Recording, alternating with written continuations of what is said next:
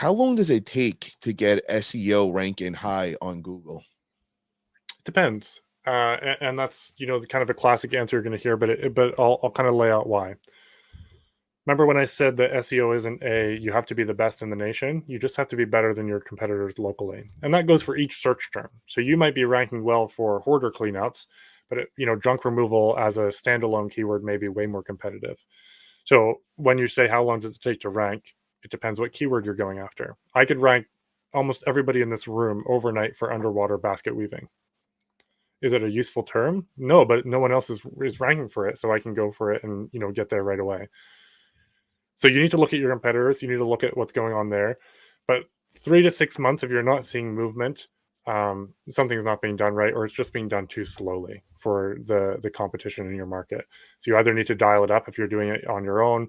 You need to assess whether the agency who's doing it is rocking it out, or you may need to say, hey, maybe I don't need to expect the results I was initially expecting because of the competition in the market.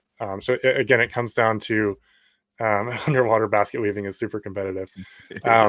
It just comes down to where you're looking to head, what keyword you're going after. And some of these tools tell you the competition level of these keywords right in there. How difficult is this keyword to rank for? So what is it that you're going after, and how much effort are you putting specifically to that keyword? Are you getting backlinks? Are you putting out excellent content? Are you getting other websites to link back to you locally? Stuff like that. What are the unique challenges of local SEO compared to general SEO? I know you touched on this a little, but can you go a little more into that?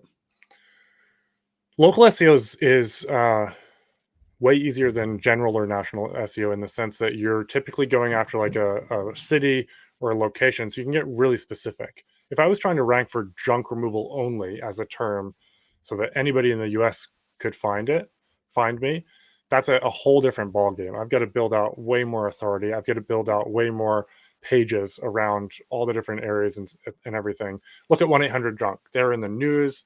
They're running ads all the time. They are the name that often pops up wherever you are in the nation for junk removal. But that's because they've been doing this work for years.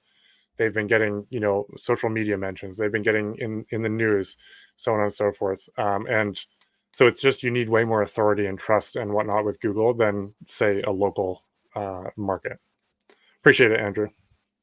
And Gary Nolan says, I have a local competitor who has the oldest website and he is killing it. The website sucks, but he's been there so long. So does that have something to do with the rankings and all, just how long you've had the website up and all? It does, yeah. So the age of a domain and how long the website has been live, that plays into it. Again, it's a trust thing. It's a trust factor for Google. So the new kid on the block, they have a bit more hurdles to get over to build that trust. But yeah, you can have. I've actually. So when I started SEO, I was building websites that I owned, that I would rank and then rent out the leads to, say, a local roofer. I've got the ugliest website that's ever been built on the internet, and I haven't really changed it for the last 5 years, and it's still bringing in leads, and a guy's paying me for those leads for roofing, because it has the age now, and it's just better than the competition in some other areas. So those age definitely plays into it, Gary, for sure. How do you stay updated on changes to search engine algorithms? Oh, well, tools can help you. I'm in a lot of different groups for it too. So there's people a lot smarter than me that are always testing stuff. Um, the right tools can keep you up to date on some of it. Google, in fact, sometimes tells you when they're doing a change. You can sometimes see just based on the data.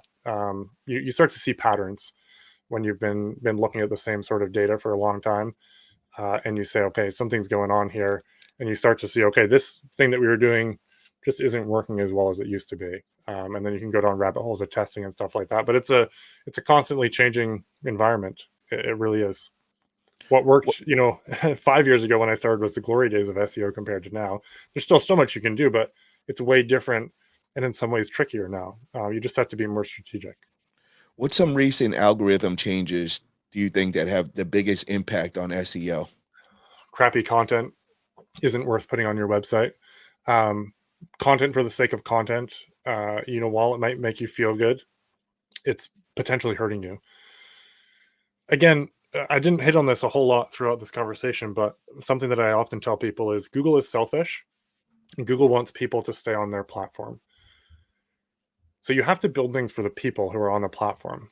You can even take out Google completely out of the equation, and you're going to do better at SEO than most people who are focusing just on what they think Google wants. Think about you as a consumer. What do you want to see? Do you want answers to your questions? Do you want, clear depictions of what the service will look like at every step of the way? Do you want, every, odd question that you or someone else might have answered on the page? Probably, right? Do you want it to look nice? Do you want it to be easy to navigate? Put yourself in your consumer shoes and you're going to be a lot further ahead. And back to the crappy content, do they want to be reading through regurgitated AI content? No, probably not. And that's probably no more interesting or informative or trustworthy than, Joe's junk removal down the road who actually wrote it himself. So don't take shortcuts. You can take shortcuts, but just expect to tread the path of that environment that you've stepped into.